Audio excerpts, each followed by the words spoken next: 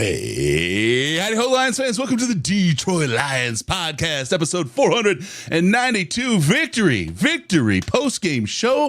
This is the official Detroit Lions podcast for Reddit, and we're doing it live, like we always like to do it. Cheers, boys. Cheerio, my mate. I'm your dashing host, Chris, of course, and with me is my wonderfully coiffed, beautiful, gorgeous Montana man, and former West Michigan stud, Michael Gray, also known as Gray. How are you doing, brother? Man, unexpectedly, I'm great. That was, full disclosure. I was in the Slack. I did not feel good going into this game at all. Like not even a little bit. And it couldn't have been weirder. Bijan gets 33 yards on 10 carries. There are 17 different people that get to play right tackle for the Lions. It was just a crazy game, but super back Jared win. Goff, right? Right, moving at the speed of smell on his run into the end zone. Yeah, it was what a game! What a statement from that defense, man. They got called out and they manned up. Yeah, they did, boy. That was big stuff. We got a big game for you today because we're going to talk about today's game. We're going to cover Coach Campbell's post-game presser. We got a roundtable with you. We'll take your calls. We'll talk through everything that we saw and a whole lot more. We got a great show lined up. Michael, Mr. Gray, are you ready to go on a winning Sunday? Let's do it. Let's kick this off and break it down.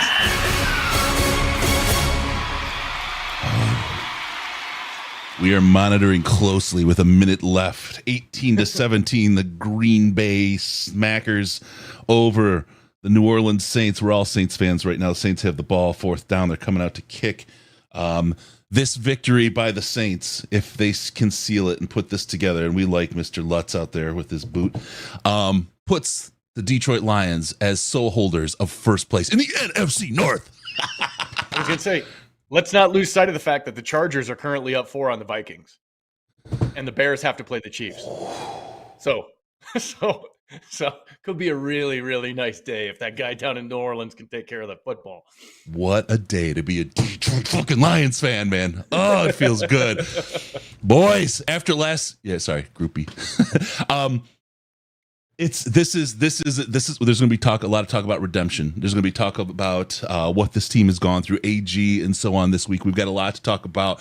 They beat the Chiefs and everybody was super, super high. Last week, between the injuries and the loss at the end of a game against a really good team, it stole the soul of many Lions fans. I don't know if it activated PTSD. I don't know what happened, but people were ready to fight. I mean, I heard people calling for Campbell's head. Holy cow. They missed the kick. God. Yeah, they did. Damn it. Oh, well, it's okay. Nothing, Saints. You know why? You know why they did? Because they want to save us beating their ass on Thursday for the whole world to see. That's why. That's all well and good. I would rather they hit that kick. Yeah, they should have kept Lutz. Oh, man. Eric Anzalone for president. Thank you for that super chat there, William Wise, I'm going to say. Very, very, very, very nice. Okay, lots to talk about. Slow lights are coming. Don't worry. It was that's Sam, man. He's on it. He's leaving the game right now. I know he's going to be celebrating with some great slow lights. We're watching for the post-game presser. We'll keep our eye on that. Mike, let me just straight up start with you. Give me your thoughts on the game. There's 4 quarters. The Lions seem to take it from the beginning and not let go, but take me through your thoughts on the game. You had a great halftime YouTube short that you released as well, for those that haven't checked it out. Well, yeah, the defensive game plan has got to take center stage, especially after the Seattle game. I mean, I know I was right there with everybody else. It wasn't that they lost to Seattle. It's how they lost to Seattle. It looked way too familiar. And Aaron Glenn bounced back, and they had a game plan for this running attack that Atlanta puts out there that nobody's been able to touch. I mean, my co-host here on my day job is a diehard Packer fan, and he said, "Yeah, good luck with Bijan. That guy's a freak." Well, 10 carries, 33 yards. They shut that whole running game down. He's no Gibbs. The linebackers have got to be, they've got to be given credit. Gibbs had a better day than Bijan. He needed all 4 quarters to get there, but he got there. But that defensive game plan of putting it on Ritter which don't look now. If you go back into my wish list for week 3, that was it. Like make Ritter do some things. And they did. And you saw that, Ritter is cheeks. He's not going to make clutch throws. He's not going to be able to be the guy to win it with his arm. And when it was on him, their game plan fell apart. Yep. And on that defense, there's, you get Hutch finally gets a couple of sacks. They get, 7 in all? Yeah. And that last one felt like Hulk Hogan body slamming Andre the Giant at the Silverdome at WrestleMania 3. I mean, he hit that guy like someone who had been waiting to hit a guy. It was that was something. For a long, and I'll tell you what, time. I realize I'm not alone in this at all. But Brian Damn Branch, woo! They got a dude. They got a real Brian dude. Branch. And you remember me on draft night. Every time they didn't pick him, I was freaking out. And then they finally got him. I was like, okay, well, there it is. The whole draft is good for me. I can go to bed. I don't care what happens for the rest of the weekend. Just for Man, folks he's good to know, he led the league double-digit 11 tackles. The next highest tackler, just so folks know, on the team, Jerry Jacobs was 7. Some of them might have been a little early, but oh boy. I love you, Jerry. Yeah. He just ripped that. He just ripped that defense apart. Brian, I don't know if you know his middle name, D-Roy, also known as Defensive Rookie of the Year. Brian D-Roy Branch. He's got that, man. Oof. He's you talk about the PBUs and even Mark Schlereth, who I have had the opportunity to go toe to toe with on the air. He's not my favorite person. And even he had to give it up to him. The way he was diagnosing those screens, because you knew that the screen attack for Atlanta was going to be such a huge part of their offense that they were going to come with that as often as they could. And the way that he breaks that all down and read it and had the ability to go in there, make plays and knife into the backfield over and over and over again. Yep. And by the way, that last 15-yarder on him, that was garbage. Yeah. Bijan put a helmet into his chin. Yep. Yeah, I get it though. I mean, I get the rule and I get, Jefferson down. They're ahead. Oh no, they're behind before. I get the rule, but that situation right there. You can't just automatically hold the defense accountable because you now have you've given an edge to the offense, and it's got to be reviewed in that kind of situation. I get it because neither one of them should be really leading with their head, but that was Bijan putting his head down and spearing his way through Brian Branch. Period. Right. No question about it. But it's just it's it. Yes. Michelle Cox, Brian Branch is hymns. He's got the boner pills for all Lions fans today. He's the guy. Oh yeah, man. Last week we had none. This week you've got a few. You got a Hutch and Branch, and I think Jared Goff he was at 188 yards at half, and then they just started rolling through right tackles. And Skipper's out there after being back in town for 6 days, and then he's out. And then Colby Sorsdahl, who they spent all of training camp trying to turn into a guard, and there he is at right tackle. Yeah. Taylor Decker, get well real soon. Like anytime in the next 48 hours would be great. Let's go. We need Deck back in that line. Bad. But if you want Colby Sorsdahl to get an education, he got one today. Hey, he went to school and he did it in a win. And no better way to get educated than to do it in a win, to be the guy, like, cause he had some tough plays. He had some really tough plays out there, but after he started getting his feet under him, he started doing all right. He did just fine. So no, I don't want him playing the rest of the season out there, but you know what? I want him to get that education in those wins. And I like what I see. There's growth. There's something that we've got that we can work with as an offensive line there. So, whoo. Well, and don't look now. I mean, the whole offensive line had some less than stellar moments. I mean, Ragnow and Jonah got abused on a couple of plays where they were double teaming a guy and they still got beat. Yeah. So the line is out of sorts with Panay over on the left hand side where he's had exactly one game this season, and everything else. I mean, to put that all together, still missing Mosley, no Gardner Johnson, no Kirby Joseph. You've got Iffy out there along with Tracy Walker, who please put him on the jugs machine. He needs to line up next to Saint, and he needs to catch 203 balls after every practice because, man, he couldn't catch a cold. He's right there with a hit, and he's always in great position. But, man, if he could just catch it. Hutchinson is down on the field right now. Took a hit. Didn't look too serious, but it looks like it couldn't. I don't know right now. It just looks like it could be a knee. Iffy. Yeah, the jugs machine. A lot of jokes about the jugs machine in the chat. Iffy looked great. Give him some love. My gosh, we haven't seen him. Yeah, Jameson, we weren't held like last week. Hawkinson walking off under his own power right now. That helps. It definitely helps. Yeah, you go from having one sack through 2 weeks to having 8 through 3. Yeah. Not bad. Yep. Corey, Hawk is down because he just caught a pass. No, he didn't catch that one, but you're right. That's where he would have been had he caught it. He was just doing the follow through on that. Yeah, Vikings are just falling apart. 51 seconds, they're down by 4. Second and 15. Although they are threatening on the Chargers. 2019 now, that third down and 9. So we'll keep watching that. Chargers thing possible to choke that one away to the Vikings. 47 seconds left in that game. Lots going on. Flounder! Holy cow. We've got a victory match for St. Jude. $200 for everything that goes to St. Jude today on Victory Sunday. Go to stjude.org/DLP. Get your fully tax deductible donation in. Let's help some families and kids with cancer. Some sick kids will make the world a better place by doing that. And Flounder's here with a $200 match, so you can double your money. $10 is $10 turns 20, and every 10 is a little bit further towards the goal. So help us out. Let us get some money in there for St. Jude. stjude.org/DLP. Bro, I've got the excites today. I'm a happy guy. I'm gonna have a hard time going to sleep tonight. All right, I'll have help.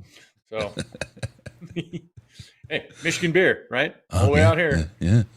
I'm gonna have a problem. I won't. Go ahead.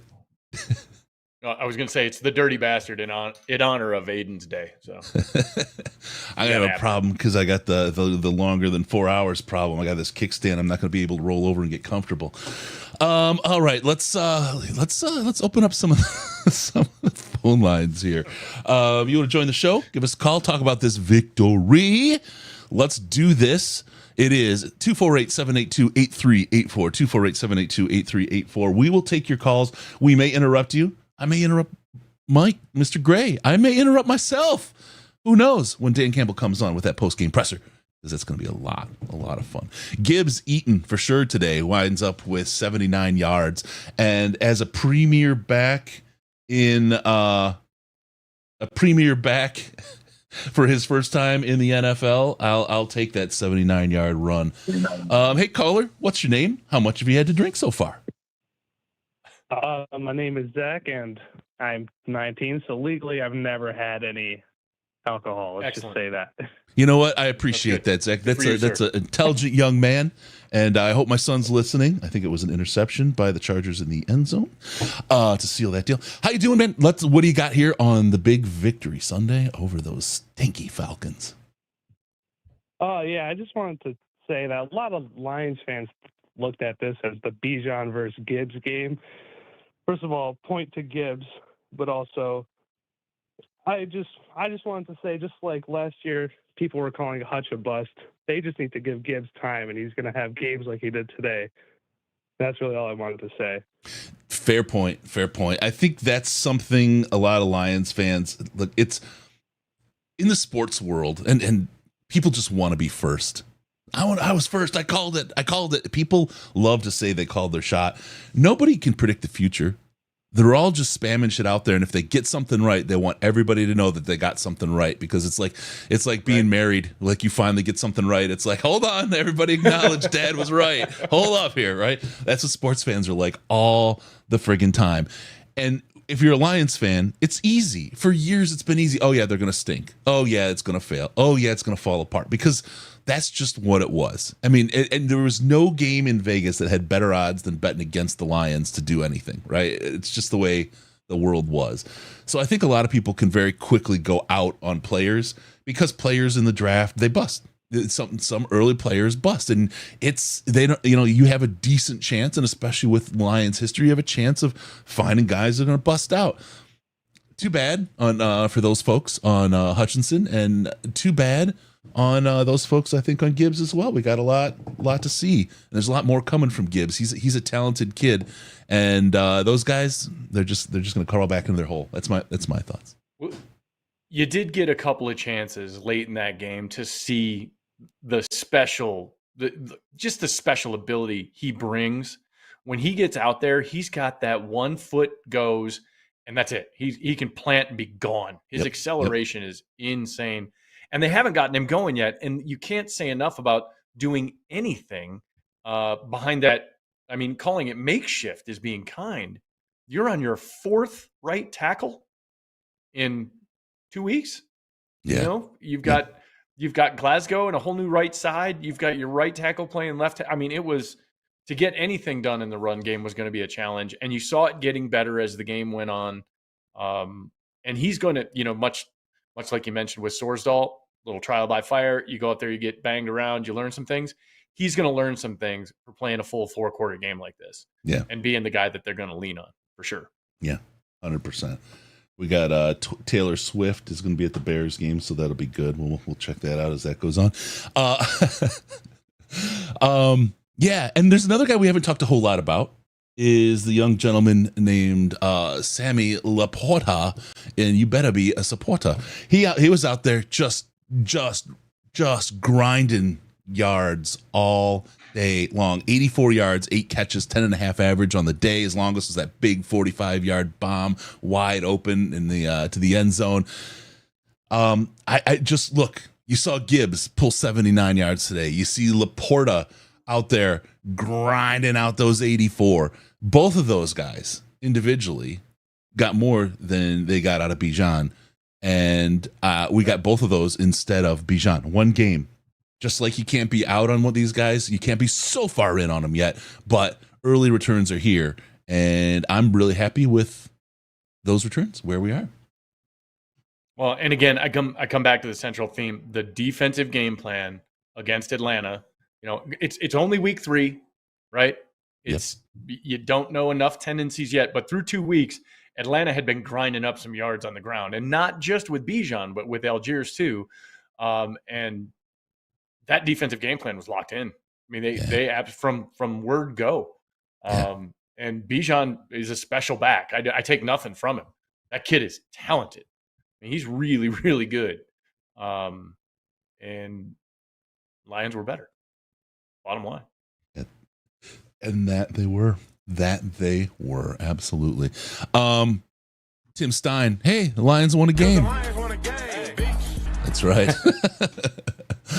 Oh, man. Rookie's kicking at Laporta. He's a weapon for sure. These guys have been going. Hutch, the grind all season. And finally, it's paid off. Finally got some sacks today. Hutchinson, as we saw, to finish out that game. That was something. Yep. Branch has that dog in him, King Bird says. Got put down by Algiers in the very next play. He came right back and blasted him in a tackle for a loss. Love. Let's see what we got going here. All right. We're watching the anticipating that post-game show, that presser from Mr. Dan Campbell. Branch, again, Brian D-Roy Branch, just remember that. He's going to get that defensive rookie of the year. He keeps playing like that. No questions asked. So, yep, we're watching for the podium. Dan Campbell should be stepping up here very shortly. We'll get him in. In the meantime, if you want to join us, you can do that. 248-782-8384. 248-782-8384. And we'll get you rocking and rolling and talking to Gray and myself. What else? Any chance the Eagles trade us Carter for Gibbs? That's funny. What are you looking for? Let me take it a little bit different, Gray, and ask you, what didn't you like from the Lions this week? What besides injuries, right? I mean, I'm talking about the play itself. Yeah. What caused you concern out there? Well, and that's just it. Through the first half, nothing. Through the first half, the run game is still in progress. You see David Montgomery's absence. I was having that conversation with a buddy before the game. Just through 2 weeks, everything they said about Demo, we all saw it. He turns 1 yard gains into 5. He turns 3s into 7s. And you knew you were going to miss that. And there's been a failure to launch through 3 weeks with this run game. You haven't seen him bust a big one yet. But through 3 games, you've had 2 of them end in 4-minute offense where they ran to just grind the clock and grind it up and grind it up and grind it up. Now, this time they had to punt the one time, and that's when Hutchinson went bananas. But, that's if there's something to, if you're looking glass half empty, it's that run game. They've got to get that established. There was that time there late in the third quarter, early fourth quarter, Jared was running for his life. He was getting banged around. He was throwing on the sideline. I'm like, oh man, did he take a shot to the hand? What happened? He was sailing some balls. He threw another pick today. And that's all a result of that offensive line. And I don't know how that doesn't happen when you're rotating through as many replacements as they are, and you're as starved for talent on that right tackle spot, especially. Yeah. And a lot of I think you're allowed to fall with your weight on a quarterback again. I saw that from both teams today. And that's just not a penalty anymore. That I didn't like that. I will say after that throw to Laporta when Goff got up, we got Dan Campbell coming up on the podium here. Let's get to that right now.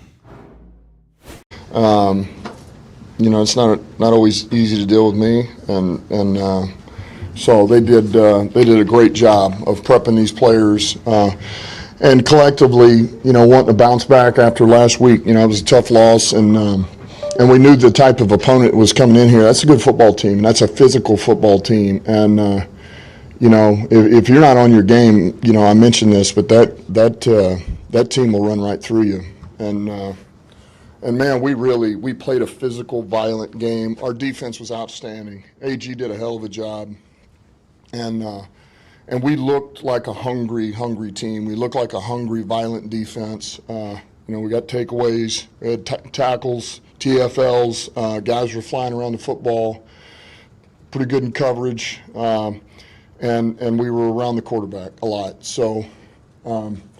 I was proud of those guys. That was a problem we needed the most on offense. We came through with a big one.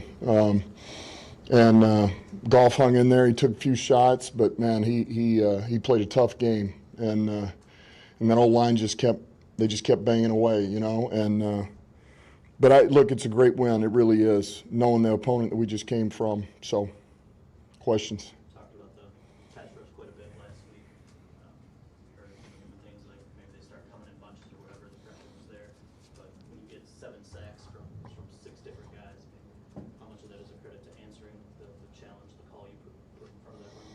Look, I think that those are prideful guys in there. We got players that it means something to them, and so do the coaches. And so we're collectively trying to help ourselves get a little bit better. And I thought AG did a great job with the game plan. We wanted to find a way to generate a little more pressure, and we did that with a couple of things that we did. But also, guys really showed up. They really won their one-on-ones today, a lot of guys. So, and we fought on the back end, we really did. I thought we covered pretty good. Certainly there's some penalties we got to clean up, and we knew there would be. This crew they've been the highest in 2 years, so we knew there would be, but it's still too much. We can't have that. But we overcame it, and defense really set the tone for the day, and I thought the offense finished it. I totally agree. He really stepped up. You could feel his energy. And I've said this, he gets better every practice, every day he gets a little bit better. And now some of those critical errors aren't as, particularly today,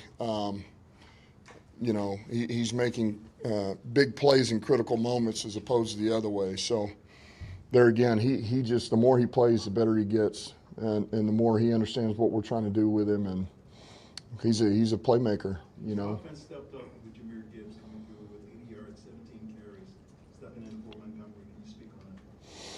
Yeah, Gibbs did some good things. Look, that D line, that's a good D line, and they rotated them, but that first D line in there, and they're tough now.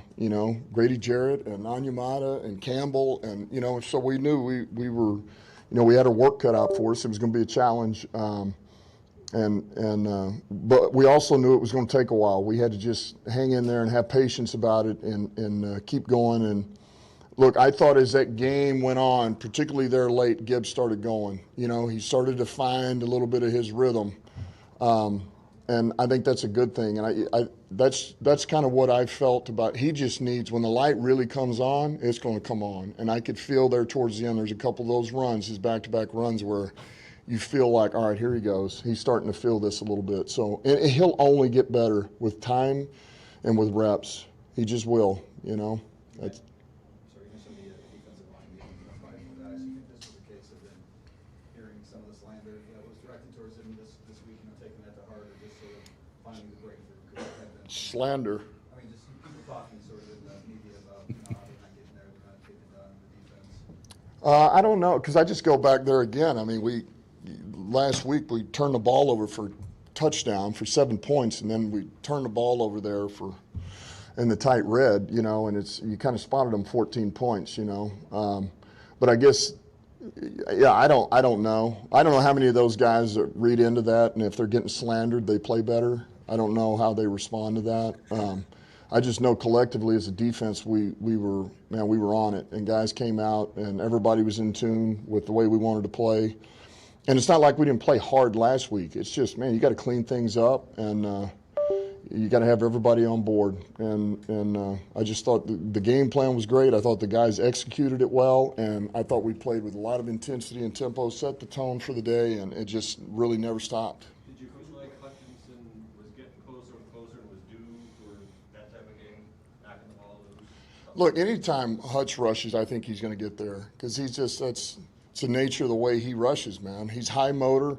He's got craft about what he does, He's not a one-trick pony. He's got a couple of different moves, and he's got ability. So I always expect it, And just there again, I just bring this up. The sacks are always going to be good because you're getting them to the ground, but there's a lot of times where just because you're not getting a sack doesn't mean it doesn't affect the quarterback. So, but it was good. It was good for us to finish out that way.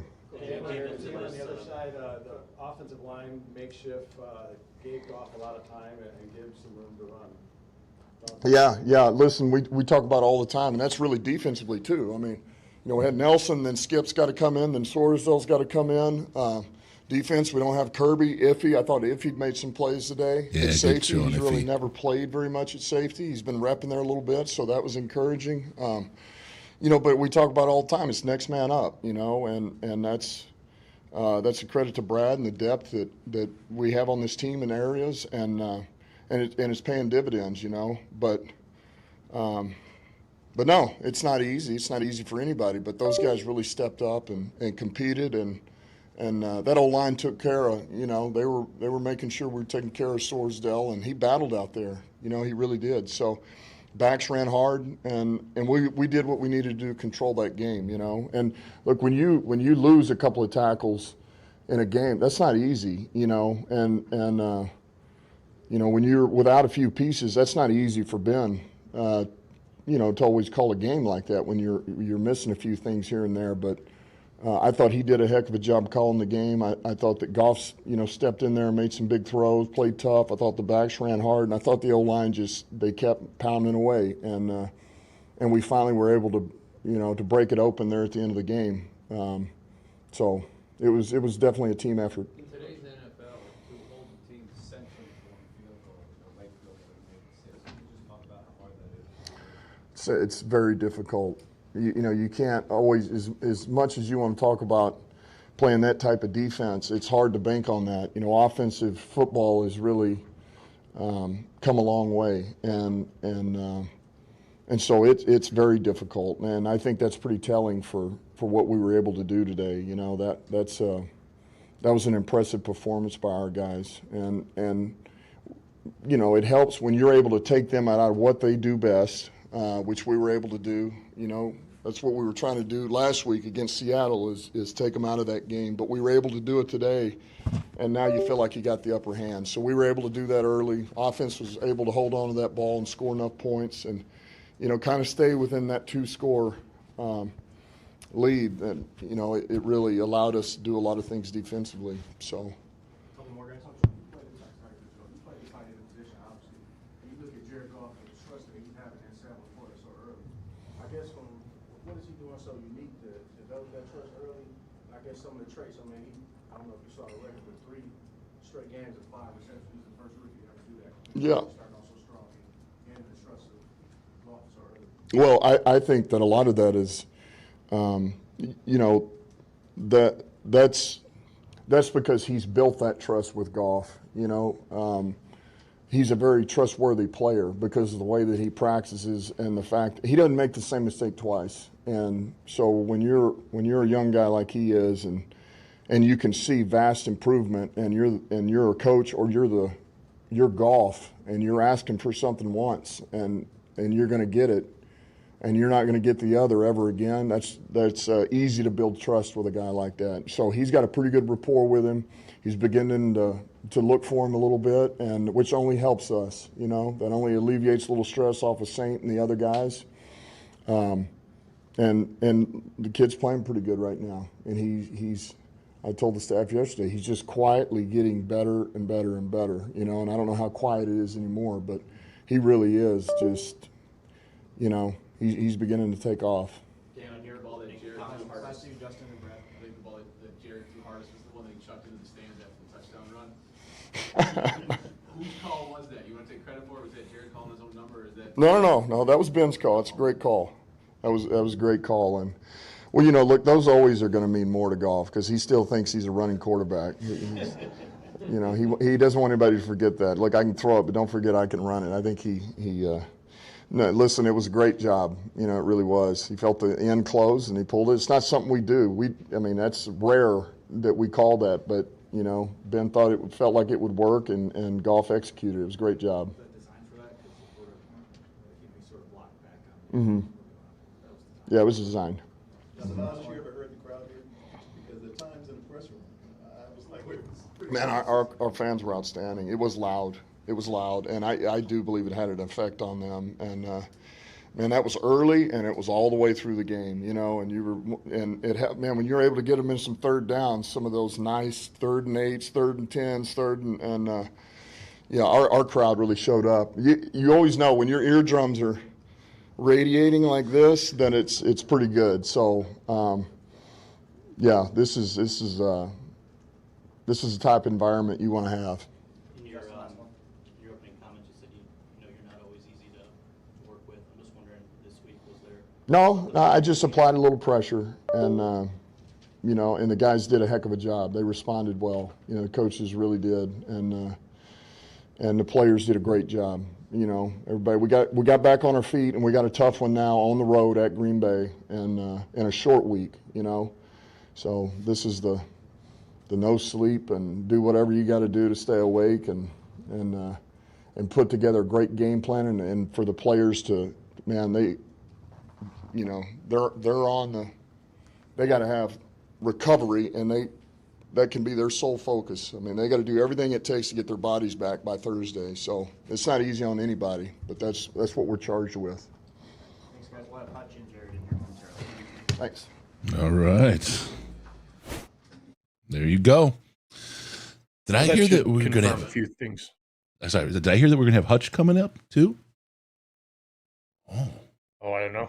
Maybe. I think we'll keep watching. He's pretty fired up. Yeah, we'll keep watching for the presser to roll in. Hutch comes in, we'll have him for you.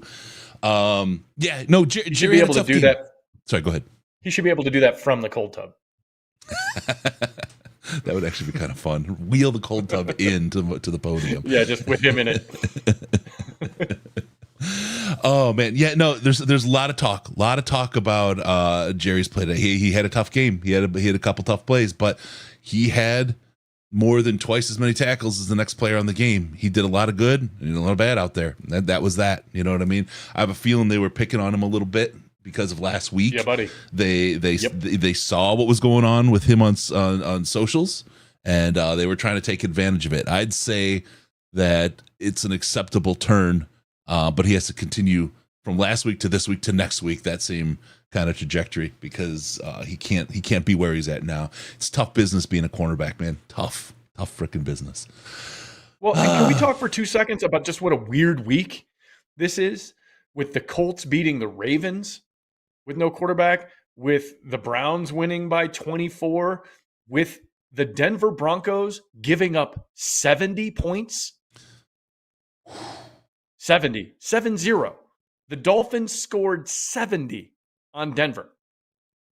What? That's crazy. Like, it's a weird week, man. And this Lions game is looking like the most normal thing out there right now. When you look at how the first two went, or the first three rather, it looks like, at least through 3 weeks, the Seahawks game is the hiccup, and you'll take that. Yeah. I think the Thursday thing throws a whole wrench in it. You heard Dan Campbell talking about it right there. Short week, travel, short rest. Got to wonder what he's got up his sleeve in terms of who can come back. Guys that maybe could have played today if they didn't have the Thursday game in Lambeau. When's Mosley going to make his season debut? Maybe someday. It seems like every week he's got a new problem. When did they get Decker back?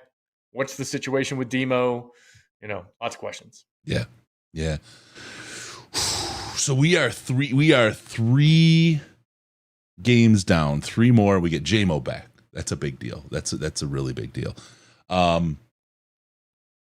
We've got injuries potentially coming back Thursday. I have a feeling there's guys that may have played this week or this Sunday, but they're holding them till Thursday, because I think Thursday, in the mind's eye, as a conference game, is a little bit more important. It's going to be interesting, boy. This Thursday game is huge deal. All we needed was New Orleans to hit a kick. Just needed New Orleans to hit a kick. Yeah. It changes the scope of that game completely. Yeah. But I'll tell you what, and I'm with you, but this is something where you can really start to tell the mettle of a team. You've got to win games like this game coming up. And, this team would have melted previously. Previous versions of this teams would have melted because that kick didn't go their way in a game that they weren't even playing. You know what I mean? But if they come in and they do it this week, it's going to be gorgeous. We got to touch on Iffy really quick. Iffy was spectacular out there. For a guy who we haven't seen in 136 years, I didn't see any injuries. We'll see, for the next couple days if anything pops up. But he went out. He played really well at safety. I mean, coach called it out, and it would have been easy to kind of walk past and not think about if he played some real ball out there. He's a guy we've wanted to see some for something from for so long, and he shows these flashes and then gets hurt. Could it be that if he is here now, it's for real? He's going to be the guy. Well, I mean, he could certainly be the backup. I mean, if he's going to come out and play like that, I think you still want to see Kirby out there. I don't think that changes. But man, if he can flash, I feel like we're going through this with 3 different guys, all from that same draft. When you've got guys like Barnes, who suddenly the lights have gone on. Yeah. When you've got Levi, who is a football player, and I'd have lost that bet every time if you'd asked me in May, June, if he'd be on the roster, if he'd be able to play football. No way. Yeah. And now Iffy as well looks like a guy who took longer to maybe get up to speed than you wanted him to, but now he's here. He's out there making plays. The Lions didn't lean for a second into self-pity over the injury list, and Lord knows, I mean, that list is, when you start talking about missing LT1, RG1, RB1, 20% of your starters, 20% of your starters are not on the field. That's freaking nuts. In week 3, right? And then you lose your backup right tackle, and then you lose your backup right tackle, and you've got a rookie guard from William and Mary who's playing out there, but they didn't stop. They ran the offense, and they were able to beat a team that was undefeated and soundly. It's one of those where you win by a couple of scores, and quite frankly, it wasn't that close. Yeah. So I tell you, like I said, I was not ready to do this show. I had texted you before, like I had zero confidence going into this. I was ready for Bijan to have a 240-yard day and all the excuses, and the guys in the secondary looking at each other, shrugging their shoulders, and I was ready for all of that. And this team showed up and got some things right and proved to everybody that they're not last year's Lions, which is great. Yeah, great to see. Yeah, no, great play out there. And this is one of those. This is that kind of gut win you need from a team. Thank you, Steve, from Michigan, for the $10. I missed that on the St. Jude. Thank you. Yeah, this is the kind of gut win you need. This is that kind of game. I was with you. You sent that this morning, and my head was at I'm with you. We're not going to pull this one out, and it's going to be a sad show. Then I was like, the other side of the story is it's going to be a blowout, and the Lions are just going to unexpectedly come back and do their thing. And it wasn't either. They just had this ultra solid game where they were in control from start to finish. A couple question marks along the way. They came through every time. They came through every single time. When they stopped and made the Falcons go for that kick, I was so happy. How much time they burnt on that drive to get 3 points at the end of the fourth there. That was just fantastic, man. That is fantastic. Ritter, and taking a team that had scored 9 points through 2 weeks, yep. You hold them to 6. Yeah, I mean, it was. I'll just keep hammering that. Like, that defensive game plan in design and execution was everything that last week's against Seattle was not. Where it looked like Pete Carroll was in the defensive huddle, and he was just organizing where the linebackers needed to be to leave everybody wide open. And Jerry was on DK Island, and nobody could get a pass rush. And Geno had all the answers to the test. It looked like it was the bizarro Seahawks defensive plan. And that could not be better. I mean, better news going into a short week and a trip to Wisconsin. Yeah, absolutely. And feels good looking at this Lions team, where they're at right now, what they're facing. As we look across the calendar now up until the bye week, we've got Green Bay on Thursday. We got a long week before the Panthers. We got somebody at the podium here, and let's see. It's the Hutch.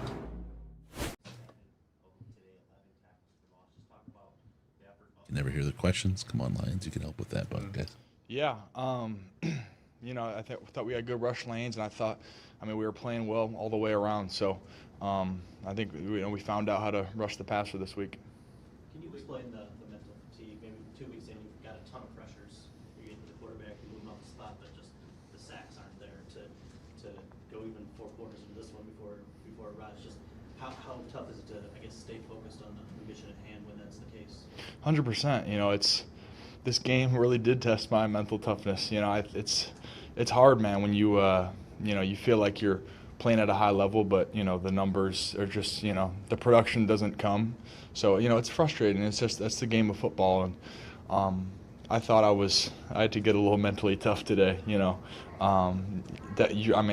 so proud of the boys for producing, so proud of the boys for getting after it, and I also wanted to be a part of it, so it's took some mental toughness, but this game is 4 quarters, so gotta play till the end. When you finally get home, the relief, what do you feel when you get that first one? Yeah, it was great, man. I was waiting to do the stanky leg for about 3 games now, so it's been in my head for a very long time. So yeah, I'm gonna have to start thinking about some new dances now. It said you guys played like a hungry, physical team today, Aiden. How much did you take last week's game personally, maybe as a defense? He's feeling it. Yeah, last week was rough. It was a game that we had our eyes on, and they got the better of us defensively. So we wanted to come out this week and prove a point, and I think we did that. But I mean, it's only one game, so it's just going to be a consistent long battle that we're going to have to do with our defense. So I don't think we're getting too high. I'm not, I mean, it's exciting, but I mean, with the loss last week, win this week, it's just the ebbs and flows of the game. So you got to stay consistent with it. As a team that loves to run the football, I think they're coming in averaging 170 and a half yards per game. They had 44 today. Just talk about you guys' ability to stop them on the ground. That obviously was probably job number one coming in, right? Yeah, I'm surprised they got away from it more. I thought they were gonna, especially in the second half, get back to, that's their foundation, is their that bounce run game. So I thought they were gonna get back to it, but they didn't. So I don't know. I thought we did a good job stopping the runs that we got, but it was not the game I expected it to be. Did you guys take them out of their game? I don't know. I mean, what we saw on film, they stick with it. 3rd and 8, they're running the ball. So I thought this game was going to be a lot different than it was. So it's interesting. They're saying they get by pressures not only from yourself but from the staff. I guess what was the level of urgency entering this game, not to start and dig a 1-2 hole, going to obviously playing Green Bay next week. What was the level of urgency this week? Obviously, this game bouncing back. Yeah, it's when you have a team like ours with the talent that we got. It's. I mean, going into this year, you know that this was going to be our year, and after a tough loss like that, with the guys that we have, there's no other way. You got to bounce back. So that was the plan, and we did that, and we just got to continue it. Yeah, big shout out to my sister Mia for killing it. I knew she was going to kill it. It definitely added some extra nerves going into the game. So I'm glad it's over with. But I think she did a really good job, and hopefully I'm sure they'll have her back because she killed it. Dan said that he challenged you guys this week. It's not the easiest to get along with, he even said. What kind of ways did he challenge you guys or push you guys to bounce back from last week? You gotta, they say stuff to get to you a little bit, and that's why I think it's important to not kind of block it all out in the good and the bad, because when it's all good and everyone's happy, and then you lose a game and then everyone turns on you, that's why I think it's important to just stay with what you know and trust, how you got here, and keep moving through. You see significance to that particular There we go. Wow. Okay. That was interesting. You know what that great work. You know what Lions. that says? Both of those press conferences tell you the same story. If you're reading between the lines, even just a tiny little bit, this team was pissed off. Yeah. Dan Campbell was pissed off. Yeah. Aiden, I'm not kidding. When Aiden got that second sack and forced the fumble, that was an angry, violent move. Like he saw a chance at a kill shot and he took it. Yep. This team got mad, and that's an interesting thing because normally, as you pointed it out earlier, the Lions fold when things get tough. They trip on their shoelaces. Lucy pulls the ball out from under them, and they Charlie Brown themselves into another loss. This team came in pissed off and took it to Atlanta on the defense. Yep. And I didn't see that coming. And if people want to say they saw that coming, fine. You're a liar, but fine. It's something to see. Dan Campbell was mad. And Aiden was mad. And it looked like they made him mad. And maybe that's the secret. Go ahead, fire him up. Well, let's skip the Patricia years, but go back to Caldwell. Caldwell had a super talented group of people. He was a great leader of men, but he never got mad. He never too high, never too low. He was always so prosaic, right. And he didn't let the team get mad. And I get like the pendulum swing away from Jim Shorts in the old days, and wanting to kind of get control. Sue was biting off and chewing on Rodgers' femur and getting penalty flags and that kind of thing. But right, they didn't let them. And this is controlled anger. This is when things go right, we're not going to just have a emotional eruption. we're going to channel that into chewing your femur without getting a flag. It's Right. Get it right and do it right angrily if they have to. I like angry Dan Campbell. I like APS, as you said earlier this week, angry Panay Sewell. Yeah. That's because they're controlled. They're not out of control and emotional when they get angry. They just focus. That's when kneecaps disappear. Don't look now. After 3 years, Dan Campbell's built this team in his image. So he's got dudes that he knows how to communicate with because he's got dudes that are like him or are that at least like-minded. So he knows what it's going to take to get the team going. They're mad at us. They're mad at the fans. You got Jerry deleting his social media. Yep. You heard Panay Sewell mention it 4 days ago. He's like, I don't give a damn what y'all say. By the way, yes, they do. You wouldn't notice that he doesn't give a damn if he hadn't been reading what you were writing and listening to the radio and all the other things. Players say they don't listen. They listen to everything. Yep. And they were plenty ticked off. You heard it from Aiden again right there. Said, yeah, we win, we're great. You lose a game and you're trash. And now we win and we're great again. Guess what? We got another game coming up in 5 days, so we haven't got time for all that. Yeah. But they were mad. They were mad. The coaches were mad. You saw. I think I couldn't tell in the camera shot, but I think it was Kelvin Shepard. Aaron Glenn went after one of his assistant coaches. He was sniping at somebody in a shot there on the sideline. He was giving him somebody the business. He was ticked off. So they came out, fired up, determined, ready to go, and they took it out on the Falcons. And now they need to find a way to bottle that up on short rest, get on a plane, and take it out on the Packers. Yeah. And that would be just super. Yeah. No, and that's exactly what we need to see is continue that anger. If I'm the team, if I'm Campbell, my thing is see how fast those people will turn on you. See how short their memories are about you. Fuck them. This isn't for them. This is for you. Detroit versus everybody, including those turncoat fans that were calling for people's heads so quickly. It's nuts. It's nuts. But we'll see what comes of that. As a coach, I think they can ride that for a couple games and use that to drive. But fans and the noise will get so loud behind these Lions with you win the next 2-3 games, right? And that mantra is not going to work anymore in the locker room. You're going to have to find something new because the love will just exude so much from the fan base. I still think it's interesting that last week after the game and then again in the week leading up to this Falcons game that Campbell spent so much of his time talking about using this loss as a teaching tool. Mm-hmm. Because you only do that if you feel like your team needs it. You only do that if you feel like your players were getting a little ahead of themselves and felt like they could just walk in the place, roll out the ball, and get a win. Mm-hmm. And Panay Sewell referenced that on, I think it was Tuesday or Wednesday with his media availability.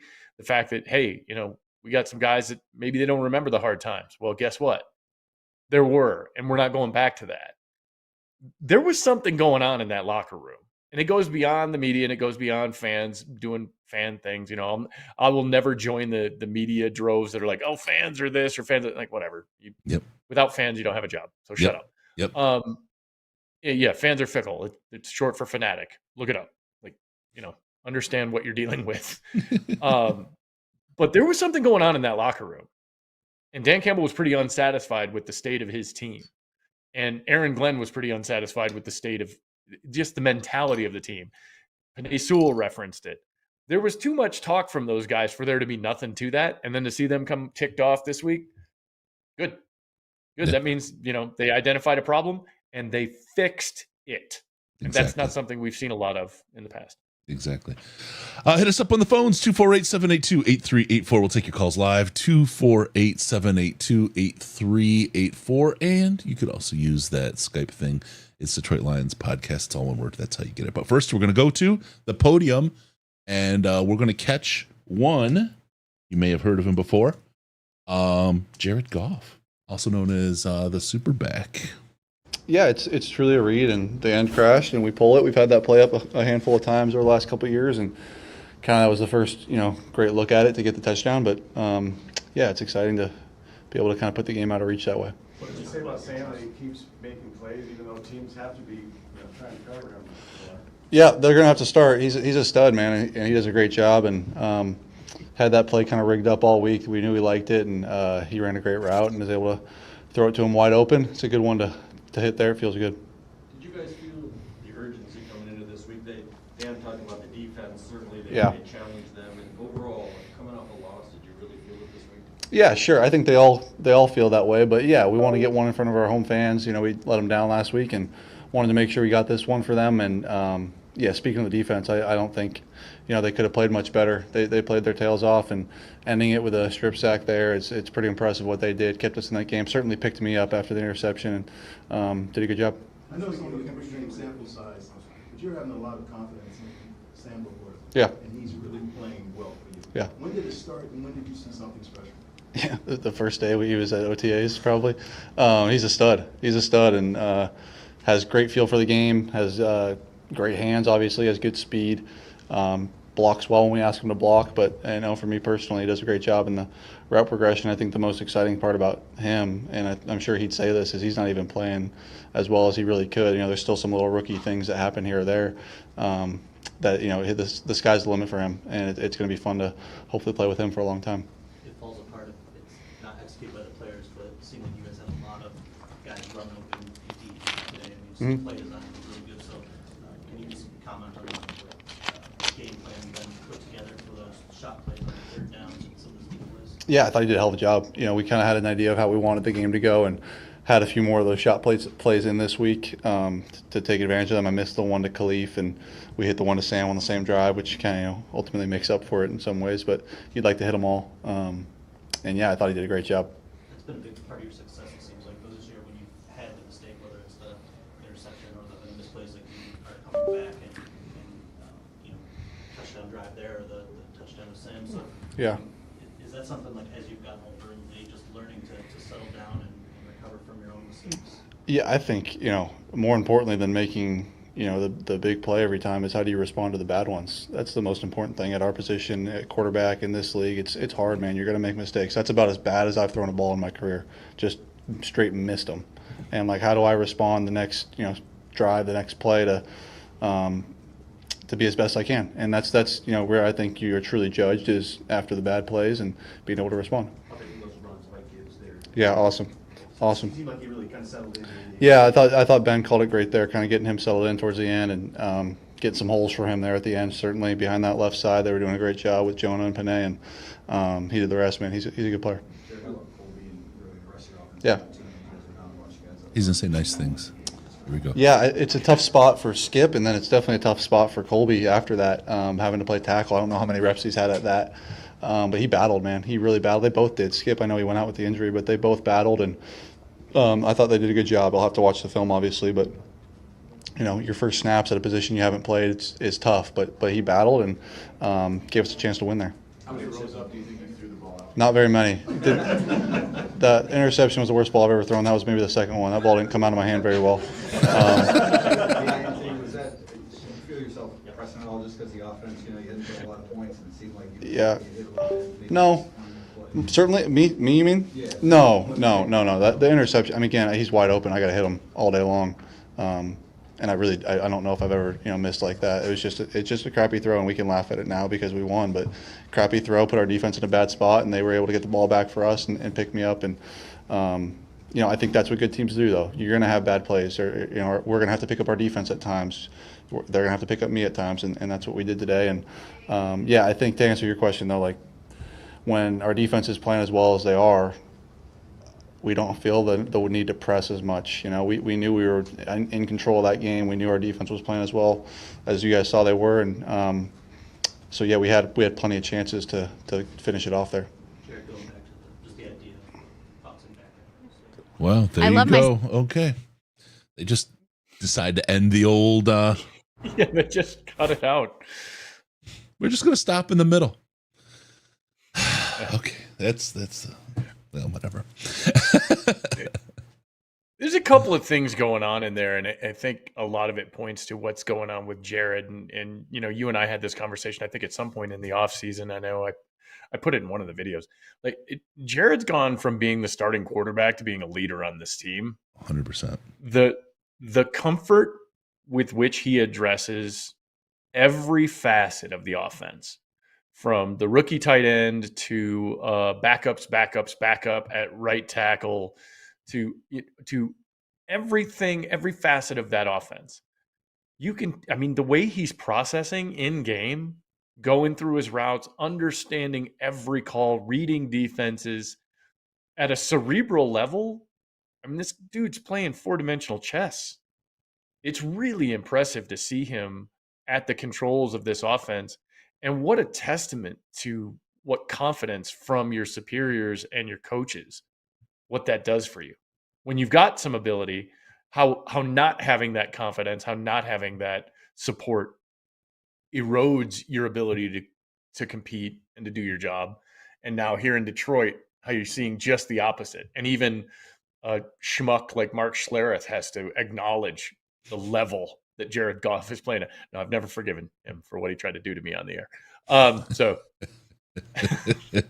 And by the way, the Broncos still lost that Super Bowl to Seattle, and I was right, and Schlereth was stupid.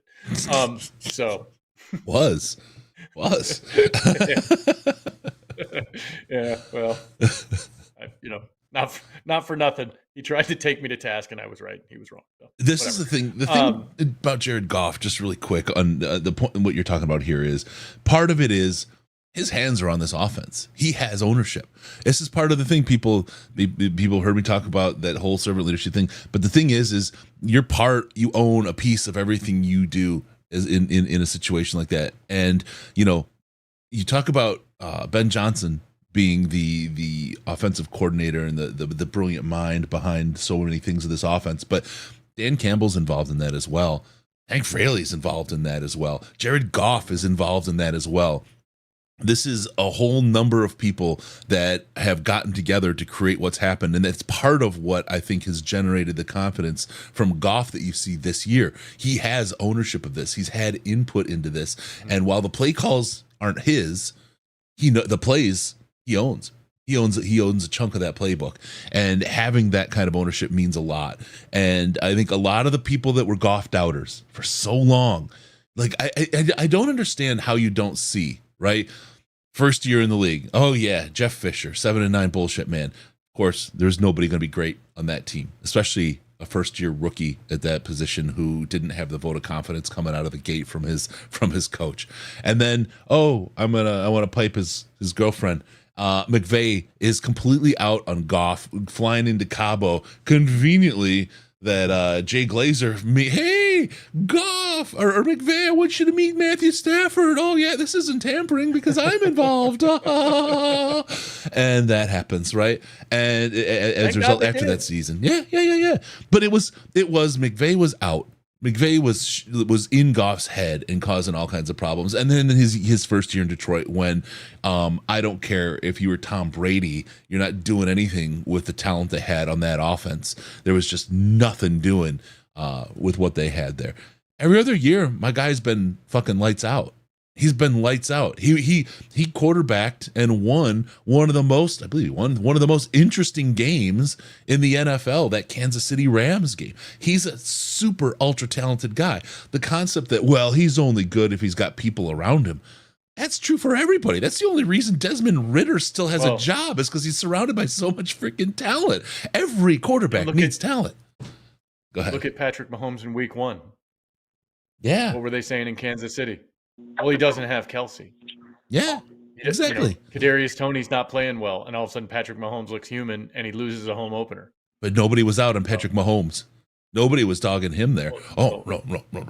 He's only good if he has people around him. Let's not get carried away. Patrick Mahomes is still the best quarterback in the last 20 years. But that's what I'm saying. Nobody was all, he's not good unless he has people around him. But he didn't have people around him, and he lost to the freaking Lions. Hey, caller, what's your name? How much have you had to drink? Hey, Chris, how you been, man? I've been good. This, I smell the Ozarks. You better believe it. How you doing, Brandon? Good to see you, man. Yeah. I'm watching the Bears, and it's a real Oh man, it's a dumpster fire out there. Good. 13-0 already. Good. Chiefs are just carving and taking care of business. They ain't sweating anything. But I got to tell you guys, I want to ask you, what did you think when Dan Skipper went out of the game? And like me, what'd you think? I'll ask you guys first. You want to go first, Gray? Oh yeah, I was the Dave Chappelle meme. Lord, he's loud. Yeah, when they said Sorsdahl was going in, I was like, "Oh, please, just don't do." And then they kept running right. I was in the Slack. I'm like, "Stop running to the right side of the line." Start running 13 personnel. Put 2 tight ends over there. Something. So. Yep. Yeah. But did you notice the first play was a roll out to the left though? And I thought, okay, they're going to break him in gently.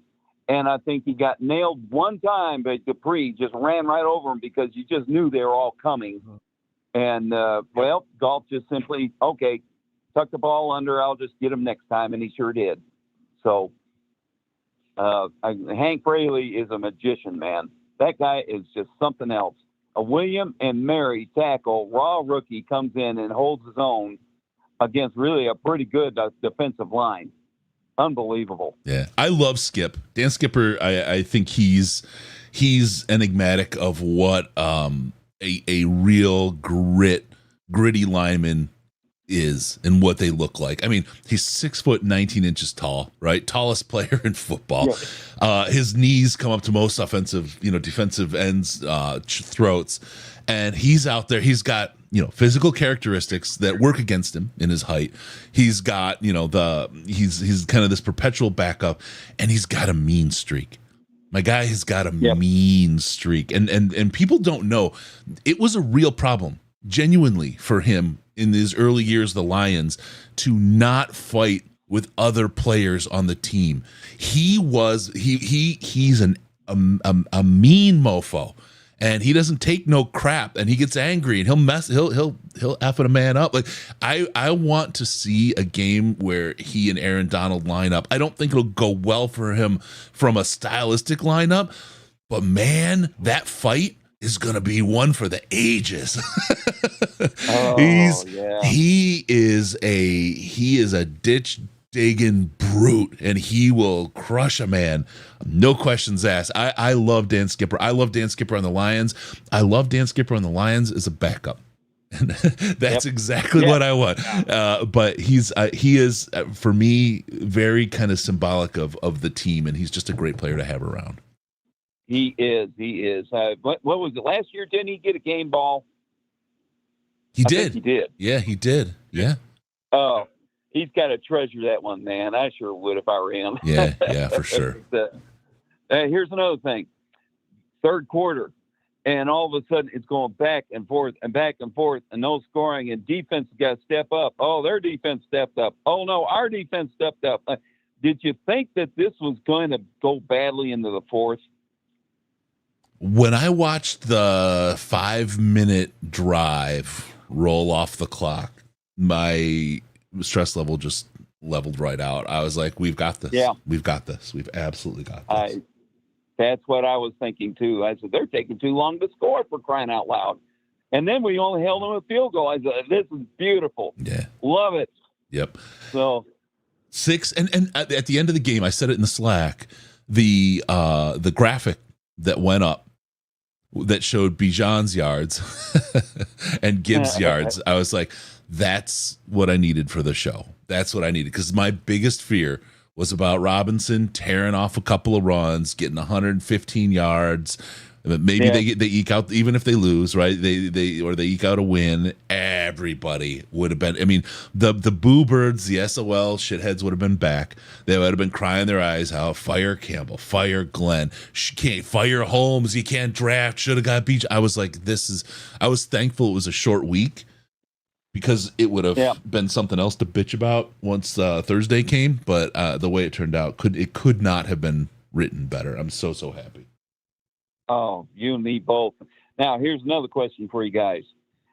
Do you think that it was brilliant on their part to be able to handle Atlanta the best they could with the personnel they had, and shelve Monty, Decker, and I think maybe Vitae. I don't know how bad that his injury is until Green Bay, because now if we can, we get those guys back, but especially Decker, because then look at what our O-line is going to look like, even if Vitae doesn't make it. Yeah, we're back to almost normal. You got Graham Glasgow, right? Who's just fine in there. Yep. Yeah. No. If we get Decker and Montgomery back, forget it. Right. I mean, those are the two key pieces I think I want to see back on the field, because there's a lot of runs that we had from Gibbs that those were Monty runs, 100% Montgomery runs. Absolutely. And it's like, I don't want to see that kind of workload on Gibbs. He's just a different kind of back, and love that he could hold it. Love that he could take it and carry it when he needed to. I just don't want him to get those kind of reps. I want him to be around and strong and through a second contract, not just his rookie contract. Yeah. I think a couple of those field goals would have been touchdowns if Monty was in the game, because they're that close. Yeah. And now here's one other, and I'll go ahead and get out of here so you can get some other callers in. How good do you feel that we're 2-1 instead of 1-2, man? Yeah. I'll tell you what, that whole concept at the beginning of the season of potentially going 0-2 to start, and then you saw how Atlanta started this year, and then you're like, I can see us sitting here after going 0-2 starting to make excuses why, they're a good team, we're 0-3. They just, man. Michael, Mr. Gray, how does 2-1 feel? How does 2-1 feel? Well, I mean, we didn't have to wait till week 8 for that too. Which is nice. That's a step in the right direction right there. Yeah. Boy, ain't that the truth? And one other thing I'll talk about, the NFC South is trash, man. And the Packers barely squeaking out a win against a team like that actually had the lead till the very last second and blew it on a field goal kick. No way. We need to eat that whole division alive. And then because the East and the West are going to beat each other up. I mean, you got two good teams on the West, you got two good teams on the East. Although I don't know what the Cowboys are thinking about, putting up with the Cards. They were behind 9-0 last I saw. Yeah. So anyway, guys, this is going to be fun. Enjoy the rest of the day. And I'm done with my coffee, and now maybe I'm on to something else. Take care. 16-3, brother. 16-3 right now. Those Cowboys are winning, or they're losing. Sorry. And Kansas City, more importantly, is ball dragging the Bears 14-0. Oh. I hope they keep just dipping the tea bag in there, because there's a whole lot of tea to be made. I was going to say, if it weren't the Bears, I would start to feel sorry for them, but it is the Bears, and I don't. So it's. I'll tell you, the other thing is, and keep an eye on this for the next couple of weeks, Detroit just gave everybody the blueprint to deal with Atlanta. Yeah. They're going to break down that defensive film and figure out how do they stop that run game, and then they're going to look at what Desmond Ridder did when they needed him to make a play. Going back to what we were just talking about with Goff, and how you trust him to execute, you trust him to make the reads, you trust him to get guys in the right spots. You saw the one play where Laporta didn't run the right route, and Jared Goff was in his ear on the field, Aaron Rodgers style. Like, no, run the route, like, go. And he was on him and pissed. And here's a guy he's praising post game, but during the game he was all over him. The Lions just gave everybody a blueprint to beat Atlanta, because Atlanta is, and as long as Desmond Ridder is the quarterback, will be one-dimensional. If they can't run, they can't win. It was the ultimate coward's move in the fourth quarter to burn up 5 minutes in the fourth quarter, drive down into the red zone, kick 3 when you're down 17, and then you don't even onside. Yeah. You are forfeiting that game. You're telling your team, we can't win today. Pack it up. We'll get on the plane. We'll fly back to the ATL, and we'll try again next week. Well, whoever they play next week now has 4 quarters worth of tape on how to shut down Bijan Robinson to the tune of 33 yards. And that's exactly Good what luck, Hutch said in the post-game presser. They were exactly what they were on film. And if you're a defensive coordinator and you haven't figured it out, Hutch just freaking told you. So pay attention to what's going on, because they know, and they showed everybody how to beat this Atlanta Falcons team. Hey, caller, what's your name? How much have you had to drink? Hey, what up? It's Eric in Ann Arbor, calling for the second week in a row here. I've had 3 today instead of 4 because this was a good game, so I didn't have to resort to that. But I'm feeling pretty good, obviously. This is a nice game. Nice bounce back from last week. And, the only thing, I hate to be critical, but I feel like there's always something I'm going to find. And one thing I was curious about, their usage of Jahmyr Gibbs, particularly in the first half. I feel like they kept trying to use him like he was David Montgomery, throwing him through the 1 and 2 gap and not taking him to the outside. And then was it Knight would come in, and then they'd have him run out to the 7 or 8 hole, and it was why are you not doing that with Gibbs? Why are you trying to take this guy and throw him up the middle? I just didn't quite understand that. But other than that, everything was great. I have nothing else to complain about. I was just curious about your guys' thoughts on that. Well, I think when you're trying to you're trying to operate the run game, you've got to operate the plays that you have. At some point, I know we talked about this last week. It was, it was on my wish list. Jahmyr Gibbs got to be a running back. I realized that they want him to be an amorphous, amoebic, gelatinous offensive weapon without definition. And that's fun if you have a sledgehammer back to go with that. But if you don't, then he has to be a running back, which means he's going to have to run off tackle. The real problem, I thought, was the fact that it's the tackle you're going off of, and the fact that you got a left tackle who's actually your right tackle, and a right tackle who was on somebody else's practice squad 10 days ago, and now he's hurt, and now it's a guard that you've been trying to create from whole clay, and he's playing I think it was more about the offensive line than that. I think Jahmyr Gibbs is going to figure it out. You're going to be able to run with him off tackle at some point. And if he gets to the second level clean because the offensive line blocked it up right, look out. Because I think he's going to he was right there today, man. This close. Sooner or later, he's going to catch a linebacker who's just a step slow, and that thing's going 60. And it's going to be big fun. Yeah, for sure. There were definitely runs in the second half there, especially in the fourth quarter, where he was going off tackle and was doing just fine, getting up the field really well. It just felt like earlier in the game they maybe could have tried to get him out in space a little more. But yeah, I understand that the line isn't quite what it should be right now either. So yeah. No. No, the line isn't quite what it should be in the 4th preseason game back when they had those. It's bad. Yeah. But and to what Brandon, the caller earlier, said, Hank Fraley's a magician, man. We heard it at the beginning of the season, and we've heard it from everybody. Riz again this year, just like last year, was going just.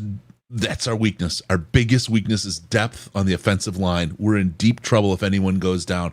Holy cow. Immediately someone goes down, and immediately we step up, and we wind up digging through everything we got to get Colby Sorsdahl there. We're one player away from trying to play defensive ends on the offensive line as far as depth, right? And that welcome line back, Bugs. Bugs, it's good that you had that extra girth, my friend. Here's a cupcake. Go play offense. And we're at the bottom of the talent barrel on the active roster, and they kept, for the most part, they kept Jared Goff completely clean out there. And you just got to say, that's coaching, man. That I mean, it's not that they've got good players and all that. And I don't want to just diminish the players, but that's coaching that makes that work. And hats off to Frank Haley. Frank Haley, that's his off season when he's wearing the glasses like Clark Kent. Hank Fraley. Hank Fraley and the work he's done, boy. What an absolute magic man. He is spectacular.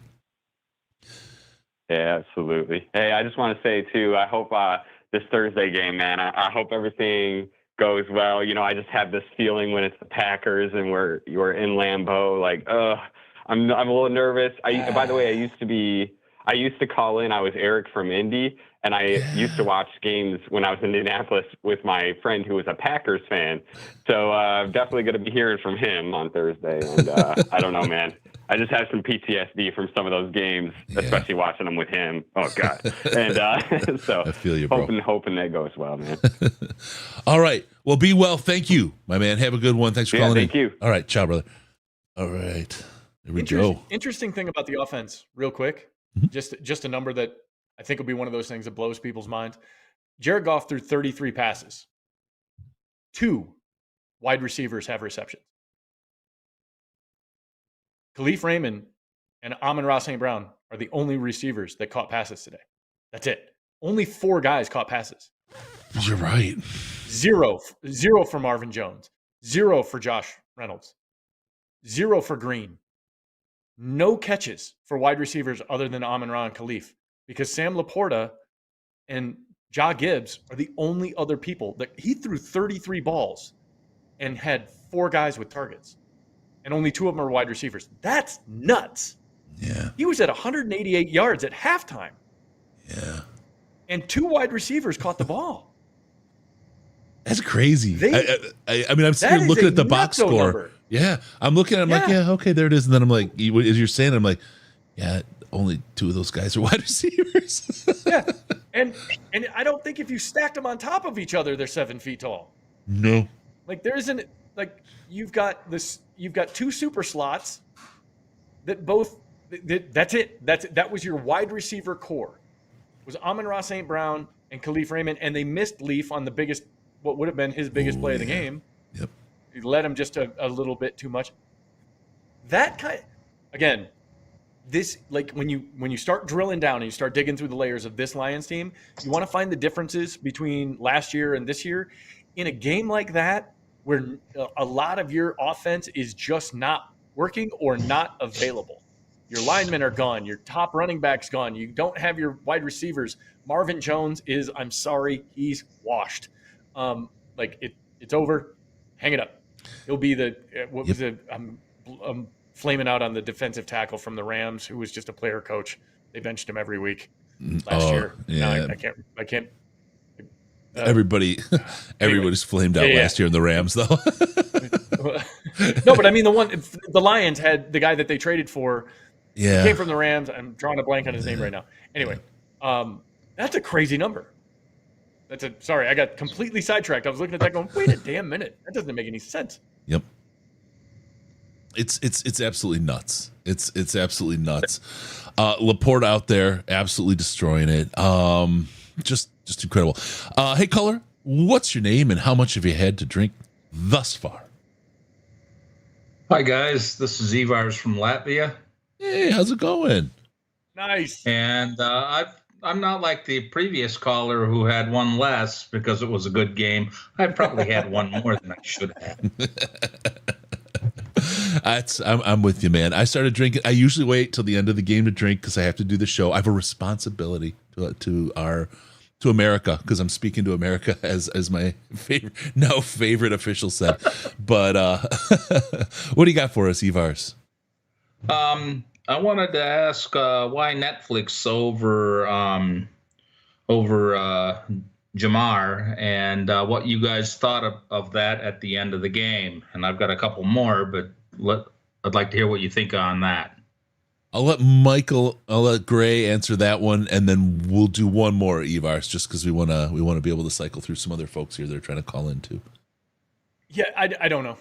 I don't know. I think to spread the workload, what they anticipated, like going back to the 2 guys that caught passes.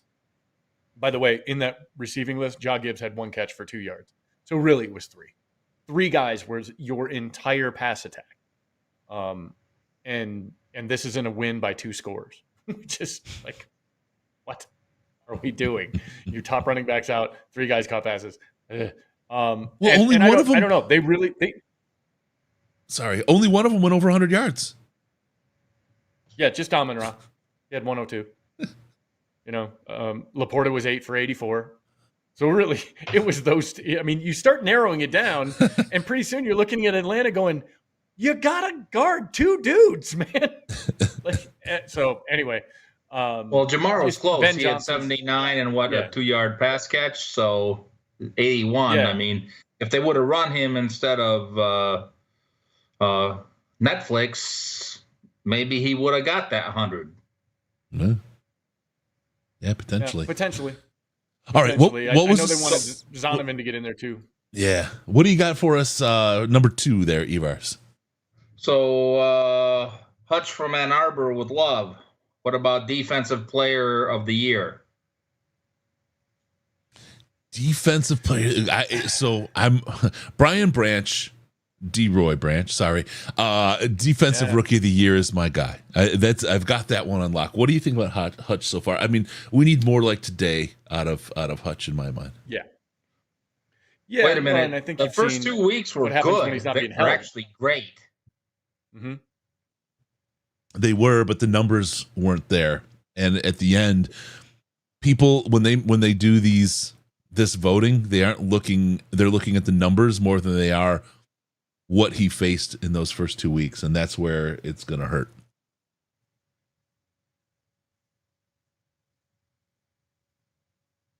Did we lose Ivar? Is he gone? I'm still here. Oh, there we are. Okay. Oh. All right, Ivar, so we're going to let you go, brother. Thank you for Thank you calling very in. much. Great show. Thank you, brother. We've got our Latvia connection.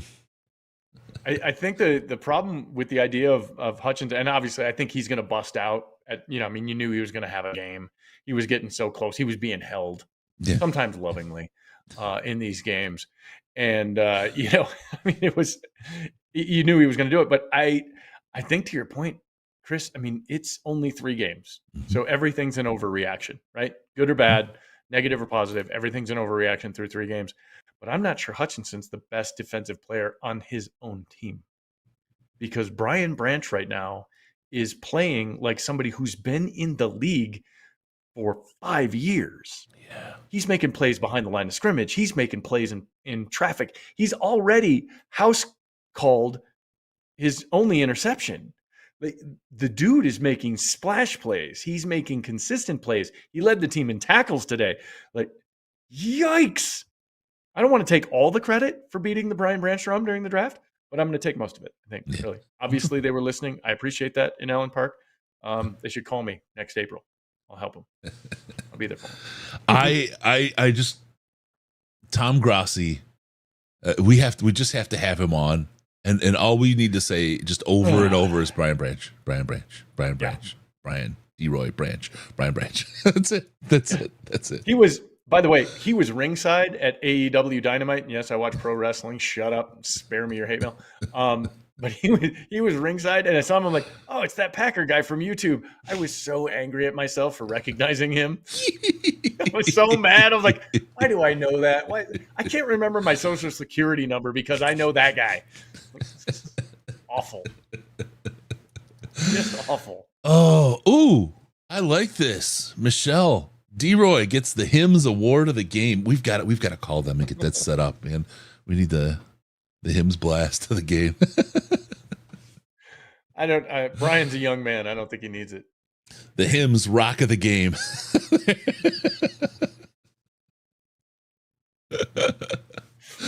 Oh, I love it. The Hymns rock solid performer. Yeah. Rock solid performer. That's it. Oh, this man. is not going. We should not continue with this. No, wait, I got another one. 248-782-8384. 248-782-8384. Give us a call. We'll start winding down if we don't get the other calls in. But just if you can, Mr. Gray, please just kind of give us your summation. What do you take away from this game, and where do you take it heading into Thursday against Green Bay? Angry team. This was an angry team. They were not happy with their performance. They were not happy with themselves. And they have the talent now to fix it. You heard it from Dan Campbell all last year. It got irritating in that 1-6 start. We're this close. We're this close. we just need to clean up a couple of things. It's just a couple of plays. And then 5 weeks of that as a fan, you're like, okay, well, then how about this? Fix a goddamn thing. Like, fix it. Like, fix what you keep saying. We just got to fix it. Well, how about you do? Well, they did that. And they needed 1 week to do it. They came out, they flopped. They had every excuse in the world with all of those starters missing. Especially in the secondary that was completely revamped. And now you're missing Mosley, you're missing CJ, you're missing Kirby. You're starting guys that haven't played. They had every excuse in the world. They didn't. I mean, that's really what you saw was an angry team with the depth to compensate for a bad performance. Yeah. Yeah. I have to give it Brandon in the chat. Shout out to Mr. Tweetson, who had his analysis completely correct. Ash nailed it. Yes. Folks, just really, really, Ash, he has been killing it the last couple weeks. Also, Mr. Tweetson on the Twitter machine, or the X machine, whatever you call it, the X Twitter machine. I'm calling it Twitter. Until Elon starts sending me a check, I'm calling it Twitter. Okay. And by the Ash way, don't nailed hold it it against Ash that he doesn't know how to speak. It's not his fault he can't speak English, but he does know football. And if you can forgive his foreign enunciation, like he can't say the word Ben, like we've been bad. It's always Bean, like Mr. Bean. And he can't say Falcons in American. It's Falcon, like some sort of weird Spock cousin that doesn't get invited to Thanksgiving. He's so Canadian. Man. God, he's so painfully Canadian. But no, he absolutely hammered it with his analysis of how Atlanta was going to play and what Detroit had to do. If I didn't know better, I'd say he was calling Aaron Glenn. Dude was on top of it. Yeah, he broke down the offense. He broke down the defense. He's going to be doing that pretty regular. I will tell you, watch Ash's analysis on these dailies. He will tell you what's going to happen in the next games. Ash has been killing it, and I think you're going to love his delivery style. He had a lot of fun kind of poking at people early, but he realized it's not who he is, and he just can't live his life that way. So for folks that didn't check him out, he's painfully Canadian. Yeah. He can't be mean. It bothers him. He's got a Tim Hortons, and he's just from his make-believe maple-scented country, like with their pink money and their queen and their nonsense. But man, he was absolutely on point. I'm glad you said that because I wanted to point that out, and I'd let it go.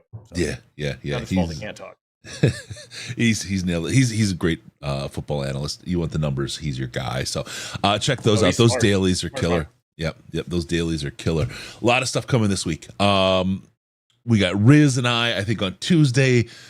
Gray's got some stuff coming up. Bish and Russ have been killing it with their podcast as well. Yeah. Edition, kind of a second podcast on the channel. You guys, we got some really, really great stuff. Love that folks have been taken to it and listening. But if you've missed it, I'm telling you, get on. It is an absolute fantastic, just fire hose of information that's coming out this season, and we're really happy to bring it to you, and happy to have such a talented team of individuals at the DLP, including our own Gray.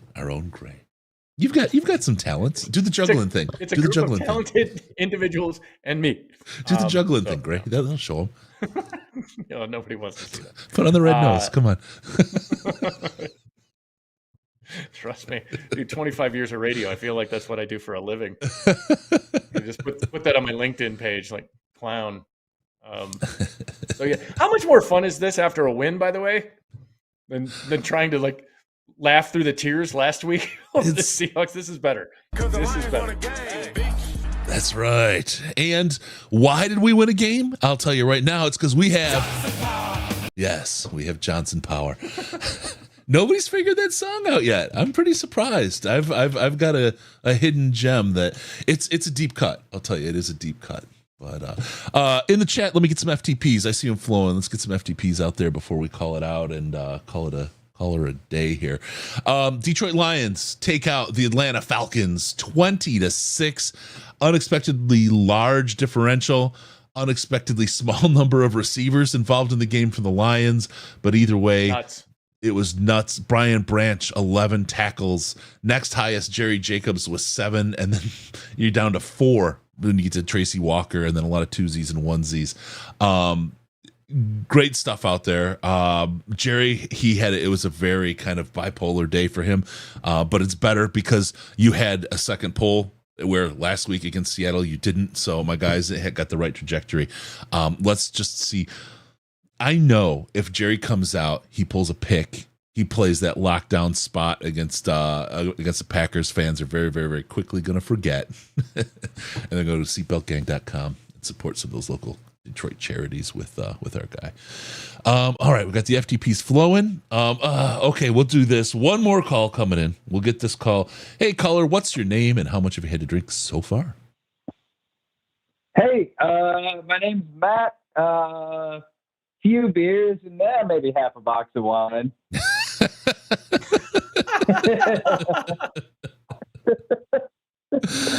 Judging their weight. It's not like they have a gauge on them.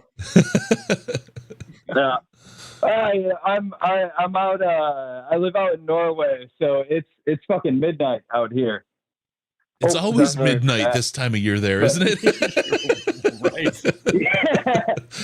Oh, man. No, we still got a few months before it's dark all the time. Okay. Yeah. Oh man, but no, it's it's been a fun start of the season. It's rough, like the Chiefs game. I mean, I was up till I think 6:30 in the morning before that one was done. Wow. Did you work the next day? Nope. Took that one off. So now, what are you going to do this week? What are you going to do this week against the Packers? The Packers? Oh, I'm probably going to get out of work, take a nap, get up at 2 a.m, watch the game, sleep for another hour or two, and then go back to work. Okay. That's good. You got the nap game on. That's Gray always calls me an old man, but I have to work my nap game because I don't go to bed till like 2 a.m. So it's I get up at 5. That's how I am normally. So I have the sleep deficit built up. Yeah. You know, I really need to go down for a couple hours. It's waiting. Well, what do you got from us? All the way from we got Latvia checking in. We've got the dark north of Norway coming in at midnight. What do you got for us in this game, brother? Man, it was I was kind of worried for a little bit. Like it was a very exciting game, you know. There was so much back and forth, but I felt like we should have been doing better. But also, like, we got so many guys out, we pulled it out. You know, we pulled through it. Like, we won. I'm not worried, man. I'm not worried. We're getting it's so. I'll tell you the point you make here. Jerry plays. Why? Because he got, as an undrafted free agent, people got injured, and we got to the very, very bottom of our depth barrel, and he got reps. Colby Swordsdahl played. Why? Exact same reason. There is no better way to grow the talent than get live fire reps. And when they can get those reps and do it in a win, you start looking at your team, because it's all about, like, we had this in the Martin Mayhew years. He had a couple of superstars and then a team full of all right guys, but literally no depth behind anybody. And as soon as injuries started happening, the wheels came off and you flew off the tracks. The couple of playoff runs we had, or shots at the playoffs we had, were because the injury bug kind of fell our way. We now have a team where we're going deep into the roster and pulling out talent at these crazy places that we never have ever. Jason M. And some of these people used to start for us. Yeah, absolutely. Yeah.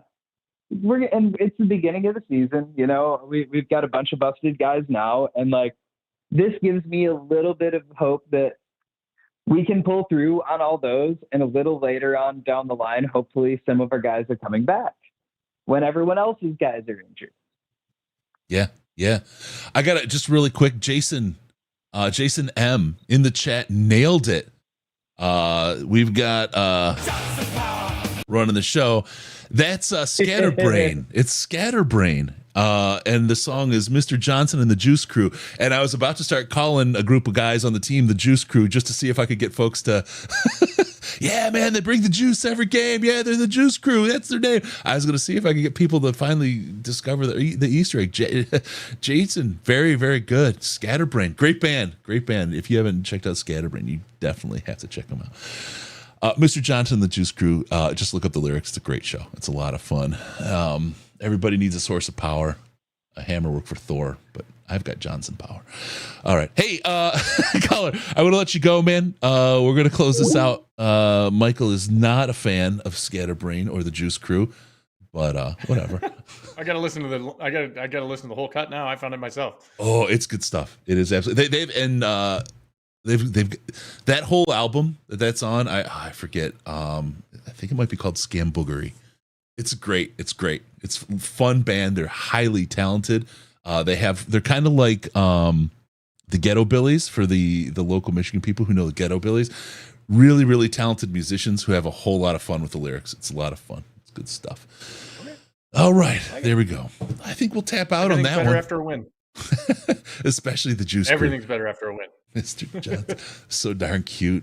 Pink head and one eye. Girls can't keep their hands off of him, and neither can I. All right, check it out, Mr. Johnson. In this show is a wiener joke. Can't help it. Because we got. All right, with that, we'll check it in. Tim's rock solid performer of the week. Don't forget about us on Patreon, patreon.com/Detroit Lions Podcast, patreon.com/Detroit Lions Podcast, interception on the Bears, choke. You get access to the Slack, 24-0 ahead of the halftime. The Kansas City Chiefs are just ball dragging the Bears even harder. Make some tea, more tea bag in there than the Boston Harbor. Patreon.com/Detroit Lions Podcast. Get in there, get access to the Slack. If you donate $5 a month to the Patreon, you'll get access. It's the most intelligent Lions chat on the internet. Great group of folks in there. Also, follow us on Twitter at the Michael Gray and at DET Lions Podcast. DET Lions Podcast. It's the only place to go. We'll be pants free. If you've got Blue Sky, if you've gotten an invite, I'm going to start setting up my guys with that. I think it is the replacement Twitter, but you have to get an invite still as it starts early. It was built by Twitter people, actually, in parallel. It's an interesting platform. We'll check that out. We're there as well, DET Lions Podcast. Give us a call via Skype, Detroit Lions Podcast, all one word, or call us on the Lions line at 248-782-8384, 248-RUB-U-FUG. Also, be sure to go to DetroitLionsPodcast.com and subscribe to the podcast. You can go do it on Spotify or wherever else. But when you do that, when you get that subscription, Michael Gray knows what happens. What happens? All the good stuff. A million blessings. Mr. Johnson and the Juice Crew get to come in your ears automatically. Oh, God. No, not that. No. I'm a married man. I can't make that promise. Thank you for tuning in. We're going to see you next time with the Detroit Lions Podcast. Remember, no pants, no toasters, no hot tubs, and no problems, because we're the winners. We're Detroit Lions and Reddit Connection. See you next time, folks. Thank you.